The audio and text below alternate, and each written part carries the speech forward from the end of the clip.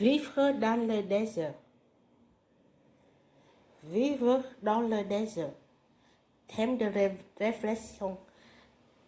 Qu'est-ce qui rendait la vie dans le désert difficile dans le passé? Mots à connaître. Aride, erré, indigène, moderne, nomade, oasis, réservé, réserve traditionnel, nation. Tableau de matière des déserts exigeants, le Tono, Odam et le désert de Sonora, le Bédan et le Sahara, le Norman Mongol et le Gobi, un mode de vie, l'océan.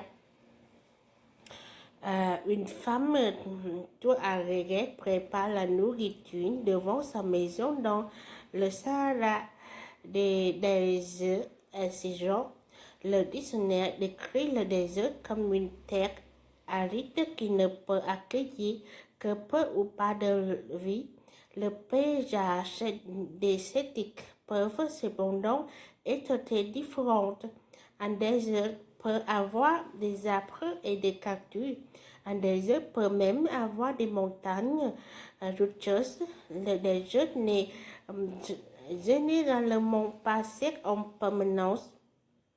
Des ruisseaux et des rivières traversent certains déserts. Même s'ils peuvent rester secs pendant longtemps, de nombreuses espèces d'animaux vivent également dans le désert. Tous les déserts ont quelque chose en commun. Par rapport au reste du monde, les déserts sont des endroits arides. Ils reçoivent généralement moins de 25,4 cm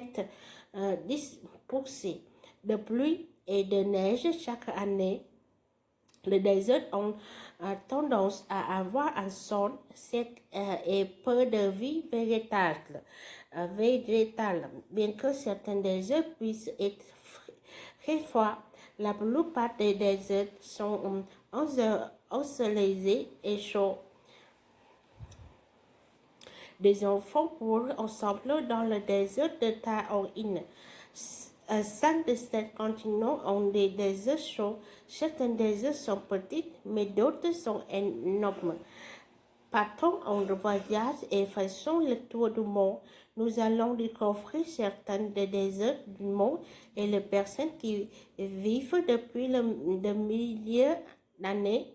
Les personnes qui vivent dans le désert survivent en s'adaptant à leur environnement. Elles y trouvent de la nourriture, de l'eau et à un prix comme dans tout autre endroit sur Terre.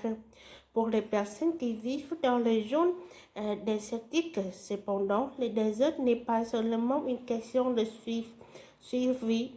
Le désert est bien plus que cela. C'est un foyer et un mode de vie. Le Tohono O'odham et le désert de Sonora. Le désert de Sonora éteint sur 310 800 km² dans le sud-est des États-Unis et le nord-est du Mexique. Des mois peuvent écouler sans aucune pluie. Les journées et l'été peuvent atteindre 49 degrés Celsius, 100 degrés Fahrenheit. En revanche, les nuits des feux peuvent descendre en dessous de zéro. Il pleut plus dans le désert de Sonora que dans le tout autre désert du monde. Les Tohono O'odham sont un peuple indigène qui vit dans le désert de Sonora.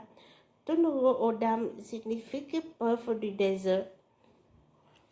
Au cours des dernières certaines années, des personnes d'autres pays ont pris des terres qui appartenaient au Tohono O'odham depuis des milliers d'années. Aujourd'hui, les terres qui restent sous leur contrôle sont réparties entre 4 groupes. Le premier est la nation Tohono O'odham.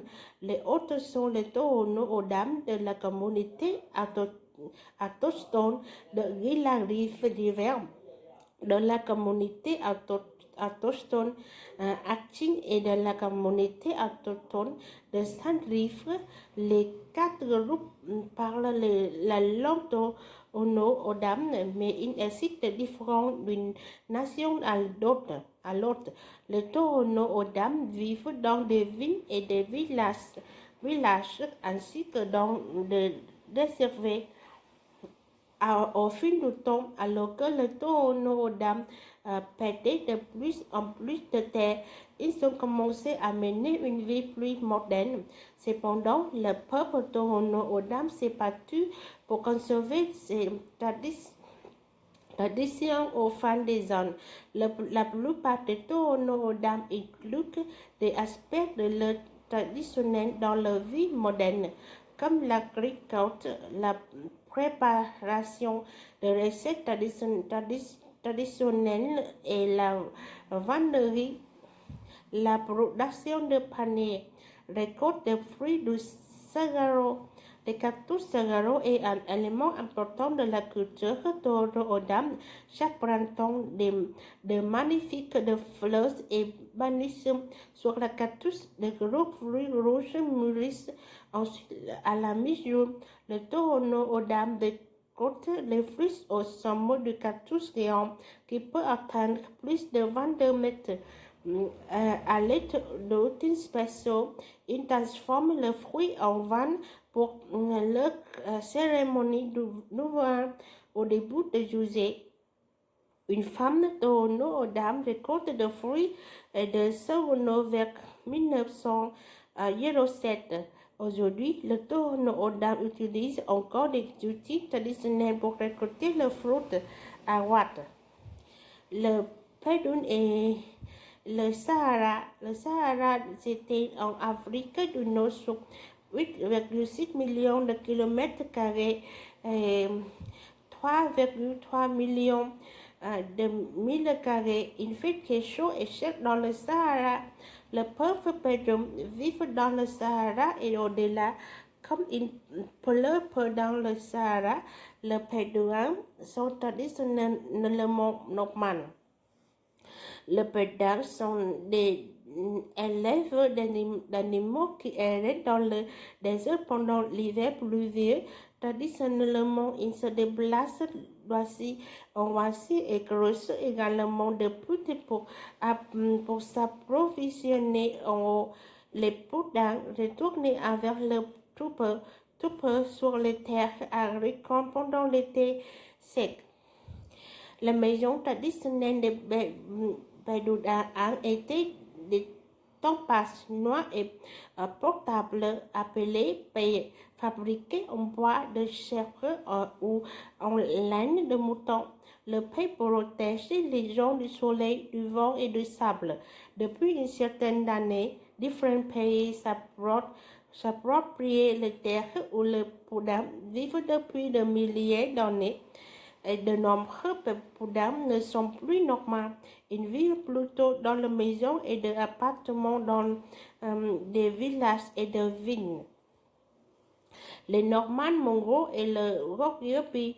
Le Gobi s'étend sur 1,3 million de kilomètres carrés, 500 000 carrés du sud de la Mongolie au nord de la Chine en Asie. Les Normands mongols vivent dans le Gobi. Traditionnellement, ils parcouraient les dunes de sable et les montagnes rocheuses du Gobi battant froid et venteux, en gardant les chevaux, les moutons, les chèvres, les bovins et les chameaux. Traditionnellement, la maison dans le Gobi était une tendre ronde ou une joute de coffre de fer appelée à l'intérieur. Les gens étaient à l'abri de nuits froides et d'autres intempéries. Il reste de moins en moins de Normands mongols aujourd'hui. Les livres et les autres ont tué le troupeau de milliers de familles. Les changements de gouvernement ont également rendu la vie difficile aux éleveurs. Au cours de 30 dernières années, près de 1000 millions de nomades se sont déplacés vers la capitale de Mongolie pour chercher du travail et de la nourriture. Beaucoup ont amené le jet avec eux. Un mode de vie, chaque désert présente des défis différents, mais les populations indigènes qui y vivent ont toujours trouvé leurs propres solutions. Dans le passé, les personnes qui vivaient dans le désert ne pouvaient compter que sur ce qu'elles pouvaient trouver autour d'elles. Aujourd'hui, beaucoup de choses ont changé et de nombreuses personnes mènent une vie moderne dans le désert. Cependant, certains continuent à vivre comme leurs ancêtres et beaucoup continuent à célébrer le traditionnel de leur communauté de désert. La vie dans le désert est aussi exigente et gratifiante. Les personnes qui font du désert leur foyer ont un profond respect pour l'environnement et n'utilisent ce offrande en honorant sa puissance et sa beauté. C'est fini. Merci beaucoup. Au revoir. Bonne journée.